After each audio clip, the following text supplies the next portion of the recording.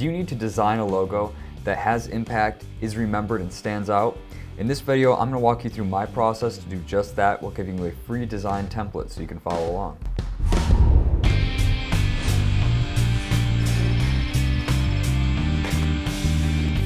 Now before we get started, you can download the logo design template that I use for my projects from my website, brycetufts.com, under the Resources tab. Also on that page, you'll find dozens of other resources like workbooks, worksheets, and guides to help you along your branding process. This is actually the second video in which I'll be tackling logo design. In the first video, we just talked about general logo concepts and what a logo should and shouldn't do. We also filled out my logo design workbook so we had a focus for when we actually started designing. A few videos back, we also designed a stylescape so we could see how our logo is going to work in our brand system in the future. I'm going to be referencing that stylescape inside of this video, so if you'd like to learn more about that process, go back and watch that video. Now that we have all the planning done and understand how the logo is going to work throughout our brand system, we can get to designing the final piece. Most designers have their own process when it comes to logo design. In this video, we're going to be going through my process, which is very structured and repeatable. The reason why I go with a more structured approach is so that more people can use this process to come out with a more consistent end product. I can also hand this process off to other people and get a very consistent final product. If you downloaded the logo design template from my website, it should look something like this. As you can see, I've split this document into 3 different sections. The first being reference gathering, the second being design exploration, and the third being exports and finalization. So in the first phase, we're going to want to go out and gather references that we can look at when we're designing our logos. You can see here that I've included several artboards that you can gather these references into.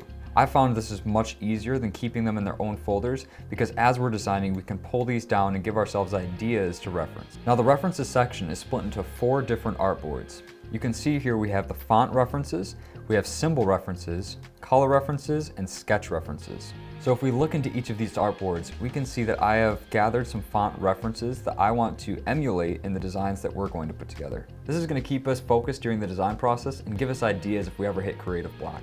Next up are symbol references. And in this artboard, we can see different design shapes that we'll be able to reference when we're doing our designs. Next up, we have color references, and these are just some different ideas that I found online that I'm going to reference when I'm looking at different color palettes. And lastly, we have sketch references. I didn't choose to do any of these for this project, but if you're the type of person that likes to draw out your logo before getting into design, this is where I like to put those sketches. Next up, we have the design exploration section. So this is split into 3 different artboard groups: font exploration, color exploration, and logo concept exploration.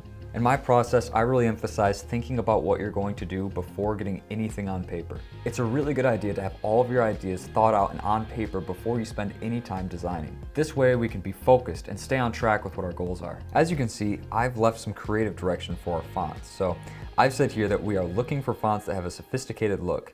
We want these fonts to have unique characteristics too, so that they stand out. And these fonts will probably be high contrast serif fonts. I've also gathered some of the fonts that we looked at during our stylescape design process and added them here to save some time. Next up, I've added some creative direction in our color exploration section that says we want an exotic color palette that says classy. Consider darker tones, using blacks, grays, dark blues, and gold. This palette should lean neutral. Likewise, you can see that I pulled the color palette that we used for our stylescapes into this artboard just for speed. Next up are logo concept boards. So at the top here, you can see that I've left room for a text box and also concepts from above that I want this particular logo to focus on. You also notice that I included 6 different artboards for 6 specific logo concepts. I do this even if I have a good idea of what I want the final logo to look like. If I make sure that each of these 6 artboards explores a different design direction, we'll find a lot of ideas that we hadn't even considered before designing. In logo concept 1, I left the creative direction. This concept will have a softer look, referencing vintage printed material, and we will also try to create movement using negative space. In concept number 2, I've said that this concept will explore letters flowing together and have a friendly first impression. Number 3 will explore the use of geometric shapes and incorporating them into the word mark. Number 4 is going to explore sharp lines and movement. Number 5 is going to be a bit of a mix. I want this logo to explore sharp lines and movement within traditional fonts. And lastly, number 6. I want this to be the loosest feeling of the bunch and to work in elements in the negative space and have unique looking characters. You'll also notice that I've split these artboards into 2 different sections. In the section above is where I'm going to keep all of my work and my process as I design each of the logos. I do this so that if we have to do any changes in the future, we can reference the process above and pull any parts or pieces that might be relevant to the change we're making. Now below is where I'm going to put the final designs for each of these logo concepts. On this artboard, I only want completed and outlined logos, and I also want them to be ready for presentation. It's important to split up your work from your final logo because we can get easily lost in this process and not be able to find different parts or pieces that we need. The first thing we're going to do here is the font exploration. So I'm going to show you how I select the fonts that I use when I'm designing logos. I primarily use the Adobe Fonts platform when I'm searching for fonts to use in my logo designs. This is not the only method that you can use, but I prefer it because it automatically connects with my account and my programs. So the first thing we're going to do when we get into Adobe Fonts is go to the Browse Fonts panel. Once inside of this panel, we can input what our brand name is going to be. And this is a really cool feature because you can actually see the font in use on your logo before we even get started in design. So next up here, I'm going to select the classification and properties for the font that I'm looking for. While I'm designing this logo, I've decided that I'm going to want fonts that are a serif font classification. I also decided that I'm going to want fonts that have a high contrast. You can see here that there are other properties you can select while looking for your fonts, but these are the only two that I require for the logo I'm making. Once I've found one that I'd like to pull into my document, I can click View Family, and then here I can activate all of the fonts included in this font family. Once the font is connected to my account, I can simply highlight and select the font right here in the panel. Now I'm going to keep doing this until I feel like I have enough fonts in my exploration to bring into the design phase.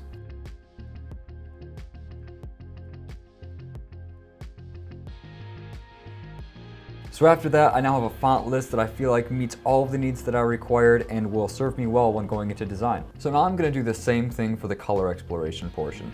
The first thing I'm going to do here is actually go to our referenced color palettes, and now I'm going to use the eyedropper tool in order to extract those color palettes into my design project.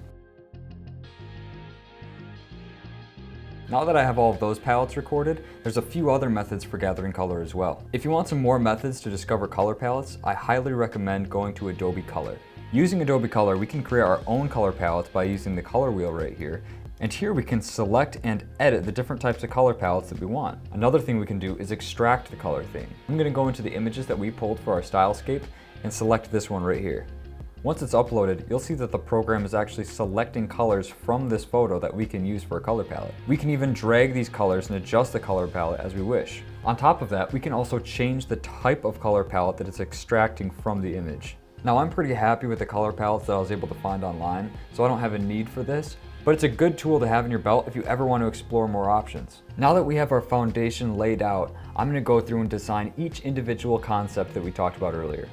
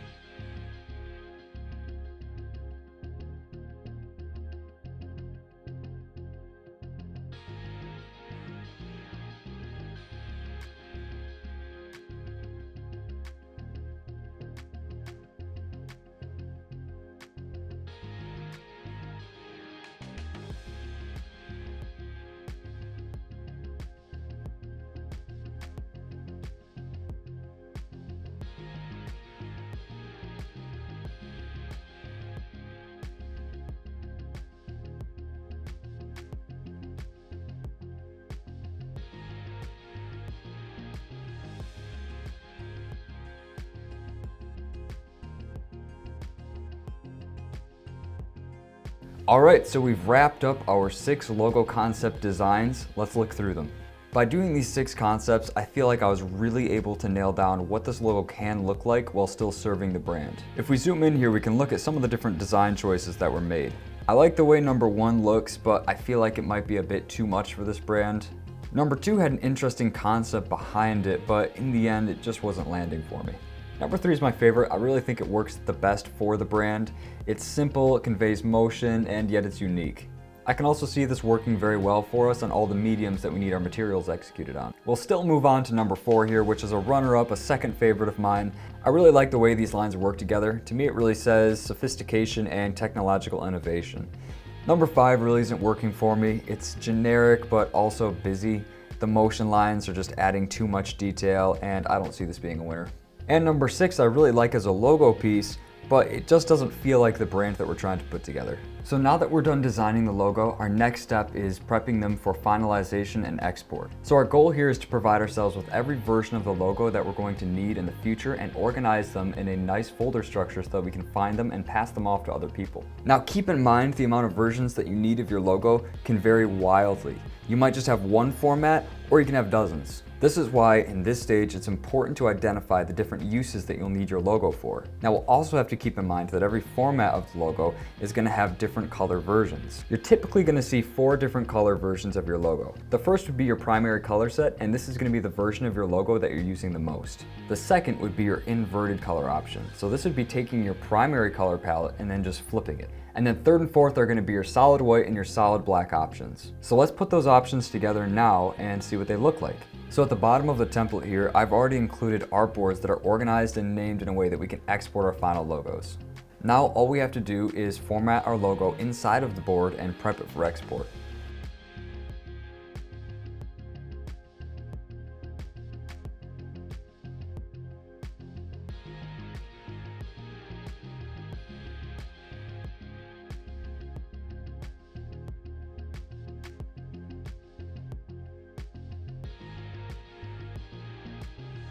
Lastly, we'll need to consider file types. And for logos, there's really 2 different types of file types, vector and bitmap. Now the difference is that a vector file uses computer-drawn lines that can be scaled up to any size or down to any size infinitely and retain its quality. We really want to make sure that we're using vector files anytime we're printing or creating something physical for our brand. Now common vector file types are Illustrator, SVG, EPS, and PDF files. Now the next file type is referred to as a bitmap file, and these are grids of pixels that make up an image. Now you're probably the most familiar with these file types because it makes up the majority of what you see online. These file formats are really good for digital formats. Some common bitmap file types are JPEG, PNG, GIF, and TIFF. Now each file type has its own benefits and drawbacks, but we won't get into that in this video. If you're interested in learning more about this, I have a free file types guide on my website that you can download and use anytime. Now the next thing to take into consideration are color modes. So I'm not going to get into it too much in this video, just know that RGB modes are used in digital formats and CMYK modes are used in print formats. Just make sure that while you're exporting your logos, you're giving yourselves files in both formats. Now lastly, one of the most important parts of this whole process is making sure that your final logo files are easy to understand and hand off to other people. The best way to do this is to have a concise folder structure so that people accessing your logos understand which logos are which and use the right ones for whatever they're creating. It can be hard building this folder structure for yourself, so I'm providing a free folder structure for download on my website, brycetufts.com, under the Resources tab. Alright, now we've got all the formats of our logo completed and it's time to export the final files. So as you can see here, I've got a word mark, logo mark, and tagline version of my logo that I'm going to be exporting. I have these logos in full color, inverse color, black, and white, all ready to go.